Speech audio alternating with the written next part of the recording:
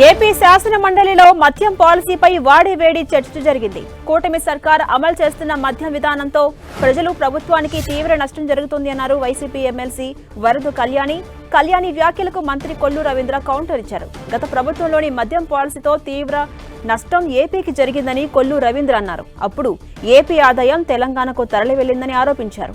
ఏపీలో quality liquor ఇస్తూ ఉండడంతో తెలంగాణలో లిక్కర్ సేల్స్ పడిపోయాయని తెలిపారు మంత్రి కొల్లు రవీంద్ర. దారుణంగా ఉంది అధ్యక్ష. బెల్ట్ షాప్స్ అనేవి రాష్ట్రంలో అది అందరూ అంగీకరించాల్సిన నిజం. ఎందుకంటే ప్రతి దగ్గర కూడా బెల్ట్ షాప్స్ కనిపిస్తున్నాయి. సంతలో వేలం కూడా వేస్తున్నారు అధ్యక్ష. అరకులోని సాక్షాత్తు హోమ్ మినిస్టర్ గారు సొంత జిల్లాలో సొంత నియోజకవర్గంలో కూడా చూసాం అధ్యక్ష. అలాగే ఓపెన్ బార్స్ తీసుకుంటే గౌరవ మంత్రి గారి సొంత జిల్లాలో కూడా ఓపెన్ బార్స్ ఉన్నాయని చాలా పేపర్లో చూడడం జరిగింది అధ్యక్ష.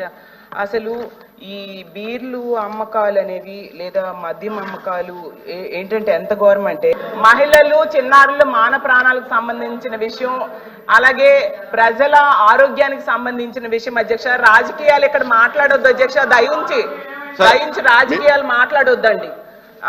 కాబట్టి దీని మీద ఖచ్చితంగా ప్రభుత్వం చర్యలు తీసుకోవాల్సిన అవసరం ఉంది అధ్యక్ష. గతంలో ఏంటంటే ఇక్కడ ఉన్నటువంటి కల్తీ మద్యం వల్ల కానీ ఇక్కడ ఉన్నటువంటి రేట్ల వల్ల కానీ పక్క రాష్ట్రం సరికొత్త కూడా మన రాష్ట్రం రావడం వల్ల మన ఆదాయం వాళ్ళకి పోయింది అధ్యక్ష.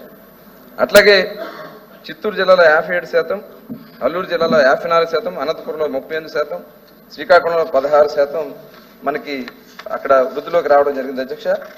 పక్కన ఉన్నటువంటి తెలంగాణతో మనకి గతంలో వాళ్ళకి మనకున్న డిఫరెన్స్ 4,000 కోట్లు అయితే 2019లో, తర్వాత 42,000 కోట్లకి వాళ్ళకి మనకి డిఫరెన్స్ వచ్చింది అధ్యక్ష. ఇవాళ ఆంధ్ర రాష్ట్రంలో, ఎందుకంటే వాళ్ళు తెలంగాణ పేపర్లో కూడా వాళ్ళు రాస్తా ఉన్నారు, ఆంధ్ర రాష్ట్రంలో మంచి క్వాలిటీతో కూడినటువంటి లిక్కర్ ఇవ్వడం వల్ల వాళ్ళ సేల్స్ పడిపోయిందని చెప్పేసి సాక్షాత్తు తెలంగాణ పేపర్స్లోనే ఇచ్చినటువంటి విషయాన్ని కూడా ఈ సందర్భంగా మీకు ఒకసారి తెలియజేస్తున్నాను అధ్యక్ష. దానివల్ల తెలంగాణలో అమ్మకాలు 3.28% తగ్గాయి. ఆంధ్ర రాష్ట్రంలో 14.43% పెరిగినాయి అధ్యక్ష. అంటే ప్రభుత్వం ఎంత పారదర్శకంగా ఉందనే దానికి ఇదే ఒక నిదర్శనం అధ్యక్ష. గత సంవత్సరంలో ఎన్ని కేసులు పెట్టారో గత ప్రభుత్వంలో, ఇప్పుడు ఎన్ని కేసులు పెట్టారో కూడా చెప్పారు అధ్యక్ష. గత ప్రభుత్వంలో అన్ని కేసులు పెట్టబట్టే ఇన్సెట్ లిక్కరు లేకపోతే నాన్ డ్యూటీ పెయిడ్ అవన్నీ కూడా వస్తున్నట్టు అరికట్టి అవన్నీ పకడ్బందీగా చేశారు అధ్యక్ష. మరి ఈ 10 నెలల కాలంలో ఎందుకు చేయలేదు అధ్యక్ష? అంటే అంతా కూడా అంటే పచ్చగా ఉంటే అంతా పచ్చగా ఉందని సామెతలాగా అంత పర్ఫెక్ట్గా ఉందని చెప్పండి అధ్యక్ష. ఒకటి.